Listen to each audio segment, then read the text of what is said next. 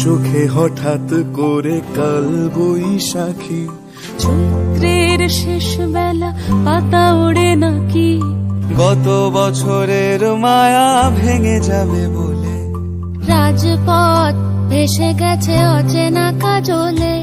দু চোখে হঠাৎ করে কাল বৈশাখী, চৈত্রের শেষ বেলা পাতা ওড়ে নাকি, গত বছরের মায়া ভেঙে যাবে বলে, রাজপথ ভেসে গেছে অচেনা কাজলে।